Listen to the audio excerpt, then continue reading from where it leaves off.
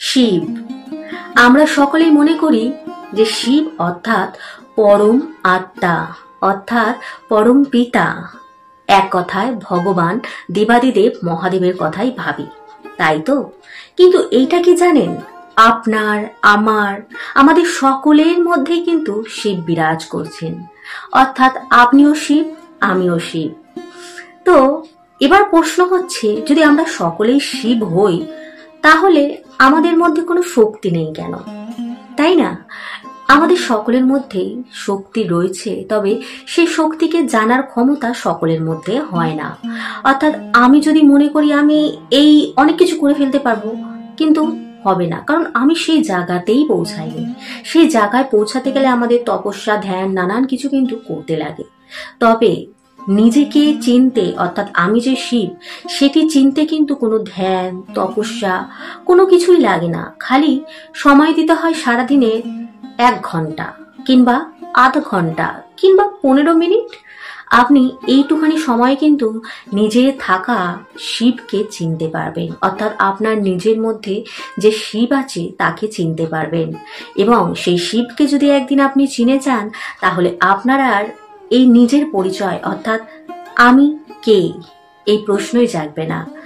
আমরা সকলেই একটা নাম, একটা জায়গা, একটা পরিচয় নিয়ে বেঁচে থাকি, কিন্তু আসল পরিচয় আমরা সকলেই শিব, ভগবান শিবেরই অংশ।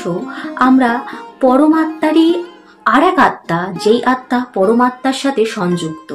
তো সেই শিবকে জানার জন্য কি করতে হবে? সময়টি ছিল তখন 788 খ্রিস্টাব্দ থেকে 820 খ্রিস্টাব্দ। এক 8 বছরের বালক নর্মদা নদীর তীরে ঘুরে বেড়াচ্ছিল এক গুরুর সন্ধানে। সে এদিক ওইদিক চারিদিকে খুঁজে বেড়াচ্ছে একটা সঠিক গুরুর, কিন্তু সে পাচ্ছে না। শেষে তিনি এক সন্ন্যাসীর দেখা পেলেন এবং সেই সন্ন্যাসীর দিকে অপলক দৃষ্টিতে তাকিয়ে থাকলেন, কারণ সেই সন্ন্যাসীর মধ্যে থেকে এক দৈব তেজ প্রকাশিত হচ্ছিল এবং সেই দৈব তেজ দেখে সেই বালক বুঝতে পারছিল যে এনার মধ্যে এমন কিছু তো আছে যার দ্বারা আমি এত আকর্ষিত হচ্ছি। এবং সে মনে করলো যে এটাই হচ্ছে আমার আসল গুরু, এনার থেকেই আমি দীক্ষা নেব এবং এনার শিষ্য আমি হতে চাই।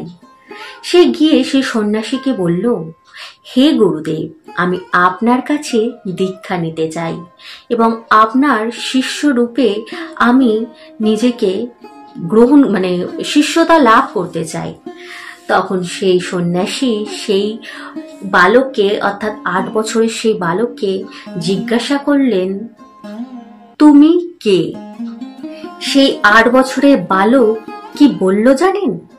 বলল, আমি চির বিশুদ্ধময়, আনন্দময় চেতনা, আমি শিব। কিন্তু এই 8 বছরের বালক সহজভাবে বলেনি যে আমি কে। সে একটি শ্লোক পাঠ করেছিল এবং সেই শ্লোকের মাধ্যমে সে বুঝিয়ে দিয়েছিল সেই সন্ন্যাসীকে যে আমি শিব। বর্তমানে আমরা সেই শ্লোকটিকে কি নামে জানি? সেই শ্লোকটিকে জানি নির্বাণ শতকম। এই নির্বাণ শতকমের মাধ্যমে আমরা বুঝতে পারি যে আমি যে শিব সেটা আমরা বুঝতে পারি। আপনাদের প্রতিটি শ্লোক পাঠ করে শোনাবো এবং তার অর্থও বলে দেবো, তাহলে বুঝতে পারবেন আপনার আমার সকলের মধ্যেই শিব রয়েছে। এবং এইটি কে রচনা করেছেন, সেই বালকটি কে জানেন? তিনি হচ্ছেন শঙ্কর আচার্য। তিনি এই শ্লোকটি আমাদের দিয়ে গেছেন যাতে করে আমরা নিজেকে চিনতে পারি যে আমরাও শিব। মনোবুদ্ধাহংকারে চিত্তানি নাহম ন চ শ্রোত জিহেব না চ গ্রানেত্রে ন চ ব্রহ্ম ভূমির ন তেজো ন বায়ু চিদানন্দ রূপ শিবোহম শিবোহম। অর্থাৎ আমি মন, বুদ্ধি, অহংকার অথবা স্মৃতি নই। আমি কান, জিভ, নাক অথবা চোখও নই। আমি আকাশ, পৃথিবী, অগ্নি অথবা বায়ু নই। আমি চিরবিশুদ্ধ আনন্দময় চেতনা। আমি শিব, আমি শিব। न च प्राणसमग्रो न वै पञ्चवायु न वा सप्तधातुर्न वा पञ्चकोश न भक्पाणिपादं न चोपस्थपायु চিদানন্দরূপ শিবোহম শিবোহম। অর্থাৎ আমি শরীরে প্রবাহিত প্রাণ শক্তি অথবা পঞ্চ প্রাণবায়ু নই। আমি শরীরে অবস্থিত সপ্ত ধাতু অথবা পঞ্চকোষও নই। আমি বাণী, হাত, পা অথবা উৎসর্জন বা প্রযোজনের ইন্দ্রিয়ও নই। আমি চির বিশুদ্ধ আনন্দময় চেতনা। আমি শিব, আমি শিব। न मे देश रागो न मे लोभ मोहो मदो नैव मे नैव मात्सर्थ भाव न धर्मो न चार्थो न कामो न मोक्ष চিদানন্দ রূপ শিবোহম শিবোহম। অর্থাৎ আমার ঘৃণা, আসক্তি, লোভ, মোহ কোনোটিই নেই। আমার অভিমান অথবা ঈর্ষাও নেই। আমি ধর্ম, অর্থ, কাম এবং মোক্ষেরও ঊর্ধ্বে। আমি চিরবিশুদ্ধ আনন্দময় চেতনা। আমি শিব, আমি শিব। न पुण्यं न पापं न शोकं न दुःखं न मन्त्रो न तीर्थं न वेदा न यज्ञ अहं भोजनं नैव भोजां न भोक्ता চিদানন্দরূপ শিবোহম শিবোহম। অর্থাৎ আমি পাপ, পুণ্য, সুখ, দুঃখের বন্ধনে আবদ্ধ নই। আমি মন্ত্র, তীর্থ, বেদ এবং যজ্ঞের সাথেও জড়িত নই। আমি খাদ্যোপযোগী বা খাদক কোনোটিই নই। আমি চিরবিশুদ্ধ আনন্দময় চেতনা। আমি শিব, আমি শিব। না মে তো নিঃসংখ্যা না মে জাতি ভেদ পিতা নৈব মে নৈব মাতা ন জন্ম न बन्धुर्न मित्रं गुरु नैव शिष्य চিদানন্দরূপ শিবোহম শিবোহম। অর্থাৎ আমি মৃত্যু অথবা মৃত্যু ভয়ে আবদ্ধ নই। কোনো জাতির নিয়ম অথবা জাতি ভেদেও আবদ্ধ নই।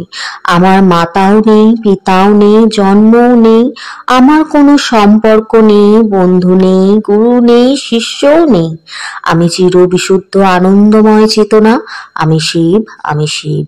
अहं निर्विकल्पो निराकार रूपो विभूतश्च सर्वत्र सर्वेन्द्रियाणां न चाशङ्कतं नैव मुक्ति न मेय চিদানন্দরূপ শিবোহম শিবোহম। অর্থাৎ আমার কোনো পরিবর্তন নেই, রূপও নেই। আমি প্রত্যেকটি ইন্দ্রিয়র মধ্যে অন্তর্নিহিত এবং সর্বত্র উপস্থিত। আমি কোনো কিছুর সাথে সংযুক্ত হই না, মুক্ত হই না। আমি চিরবিশুদ্ধ আনন্দময় চেতনা। আমি শিব, আমি শিব। তো বন্ধুরা, কেমন লাগলো আমি শিব এই কথাটা জেনে? যদি ভালো লাগে আর 5টা মানুষের মধ্যে, নিজেদের আত্মীয় স্বজন, বন্ধু বান্ধবদের মধ্যে শেয়ার করে দিন, যাতে করে তারাও চিনতে পারুক আমি শিব। তাই তো আজ এইটুখানি আপনাদের সঙ্গে কথা বললাম, যাতে করে আপনারা নতুন কিছু জানতে পারেন। এই যে নিজেকে চেনা নতুন ভাবে, এইটি একটি মানুষের জীবন পরিবর্তন পর্যন্ত করতে পারে। তো চলুন নিজেরাও পরিবর্তন হন এবং অন্য কাউকেও পরিবর্তন করার সুযোগ করে দিন। বন্ধুদের মধ্যে শেয়ার করে দিন এবং আমাকে ভালোবাসার জন্য, সাপোর্ট করার জন্য অবশ্যই সাবস্ক্রাইব করে দেবেন এবং বেল বাটনটাকে অবশ্যই প্রেস করে দেবেন, যাতে আমার ভিডিওর প্রতিটা নোটিফিকেশন আপনাদের কাছে সবার আগে পৌঁছে যায়। তো চলুন এখানেই বিদায় নিচ্ছি। ভালো থাকুন, সুস্থ থাকুন, সুরক্ষিত থাকুন, ভালোবেসে বলতে থাকুন হরে কৃষ্ণ, রাধে রাধে।